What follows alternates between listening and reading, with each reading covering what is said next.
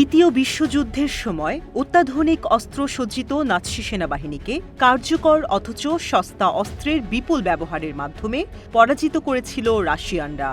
সেটি ছিল দেশরক্ষার যুদ্ধ। এখন ইউক্রেনের সাথে যুদ্ধেও কি রাশিয়া একই কৌশল কাজে লাগাতে শুরু করেছে? রাশিয়ার যুদ্ধকৌশল কিন্তু তেমনটাই ইঙ্গিত দিচ্ছে। নিউ ইয়র্ক টাইমস শনিবার জানিয়েছে, ইউক্রেনে সরবরাহ করা ব্যয়বহুল আমেরিকান M1 আব্রামস ট্যাঙ্কগুলো রাশিয়ার কম দামি ড্রোন হামলার শিকার হচ্ছে। ওয়াশিংটনের দেওয়া 31টি ট্যাঙ্কের মধ্যে অন্তত 5টি ট্যাঙ্ক ইতিমধ্যেই ধ্বংস করেছে রাশিয়া। এছাড়া 3টি ট্যাঙ্ক মাঝারিভাবে ক্ষতিগ্রস্ত হয়েছে। এর মধ্যে সাম্প্রতিক সময় সর্বশেষ ট্যাঙ্কটি ধ্বংস হয়েছে গত 4 মার্চে। খুব সম্ভবত সেটি করা হয়েছে কর্নেট অ্যান্টি ট্যাঙ্ক মিসাইল দিয়ে। তার আগে 2টি আব্রামস ট্যাঙ্ক ধ্বংস করেছে খুবই সস্তা দামের রুশ ড্রোন। রুশ বার্তা সংস্থা RTর এক প্রতিবেদনে জানানো হয়েছে, বেশিরভাগ ক্ষেত্রে ট্যাঙ্কগুলো first person view kamikaze drone দিয়ে ধ্বংস করা হয়েছে, যা লোটারিং যুদ্ধাস্ত্র নামেও পরিচিত। এই ড্রোনগুলো তাদের লক্ষ্যবস্তুতে আঘাত করার আগে লক্ষ্যবস্তুর পর্যালোচনা করতে সক্ষম। রাশিয়ান সামরিক বাহিনী 1 ডজনেরও বেশি ভিডিও ক্লিপ প্রকাশ করেছে, যেগুলোর বেশিরভাগই ড্রোন থেকে নেওয়া। তাতে দেখা যায় মার্কিনীদের সরবরাহকৃত সরঞ্জাম ধ্বংস হচ্ছে। ভিডিওতে আরও দেখা গেছে একটি রাশিয়ান T-72B3 যুদ্ধ ট্যাঙ্কে একটি আব্রামস ট্যাঙ্ক মোকাবেলা করছে।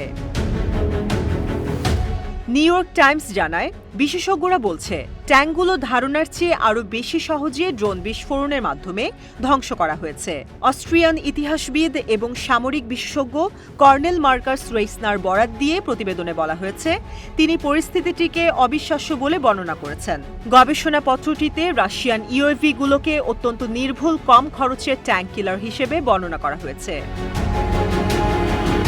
নিউ ইয়র্ক টাইমস বলছে, ড্রোনগুলোর নির্ভুল লক্ষ্যভেদের সক্ষমতা 90% ছাড়িয়ে গেছে। এমনকি এগুলো টার্গেটের দুর্বলতম জায়গায় ভারী আঘাত করতেও সক্ষম। রাশিয়ার দাবি, এই ড্রোনের দাম মাত্র $500। রাশিয়ার সেভেরদোলভস্কে এটি উৎপাদন করা হচ্ছে। প্লাস্টিক দিয়ে নির্মিত এই ড্রোনের কিছু অংশ 3D প্রিন্টারের মাধ্যমে তৈরি। সে তুলনায় একটি আব্রামস ট্যাঙ্কের দাম $10 মিলিয়ন বা $1 কোটি ওপরে। প্রতিবেদন বলছে, এরকম ড্রোন হামলার বিরুদ্ধে একটি ট্যাঙ্কে রক্ষা করার কোনো সহজ বা বিকল্প উপায় নেই। চলতি বছরের 25 ফেব্রুয়ারির আগ পর্যন্ত যুদ্ধের ময়দানে আব্রামস ট্যাঙ্ক ব্যবহার করেনি ইউক্রেন। ফেব্রুয়ারির শেষের দিকে ইউক্রেনের ডনবাস শহর দখলের পর রাশিয়ান সেনারা যখন সামনে অগ্রসর হচ্ছিল, তখন তাদের থামানোর চেষ্টা করে ইউক্রেন। সেখানে মার্কিন নির্মিত আব্রামস ট্যাঙ্কগুলোকে দেখা গিয়েছিল সামনের সারিতে। কিন্তু এর মাত্র 3 দিন পরে একটি আব্রামস ট্যাঙ্ক ড্রোন হামলায় অকেজো হয়ে পড়ে। ড্রোনের মাধ্যমে ট্যাঙ্কের ট্রাকে RPG রাউন্ড ফেলে সেটিকে অচল করে দেয় রুশ সেনারা।